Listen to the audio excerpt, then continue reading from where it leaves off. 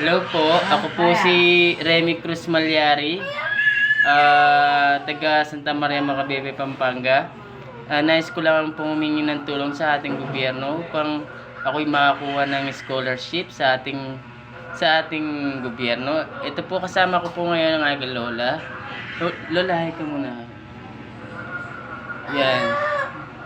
Ano lang po siya, dati po kaming nangangalakal po dati. Ngayon wala po kaming masilungang bahay po ngayon. Nakikita nyo naman po, naiiyak na po si Lola. Dati po kasi ano po kasi siya ngong po kasi yan. Ano mo, post kayo pa po. Halika, malika. Tumari mo.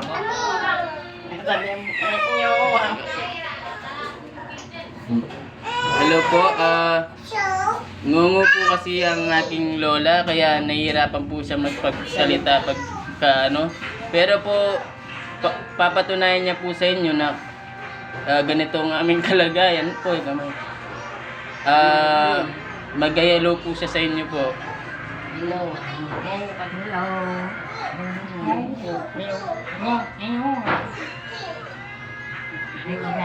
Sige, pa-post kayo pa.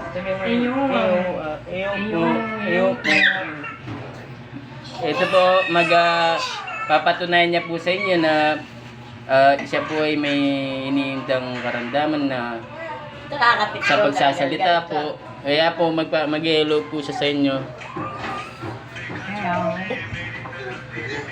Yan po.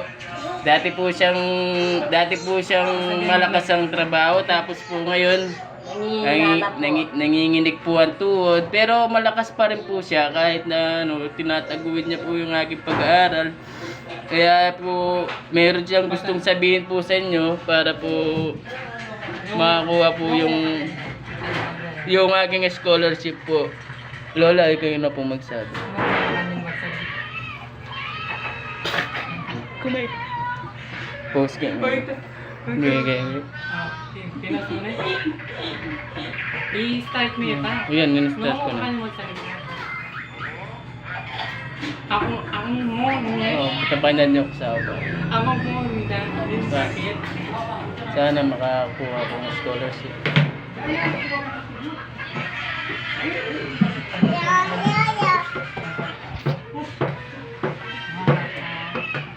Post kay Pamela. Ayan po, may sasabihin po lola ko. Magkapasalamat po siya para sa aking scholarship. Lola, ikaw na po magpasalamat. Mama.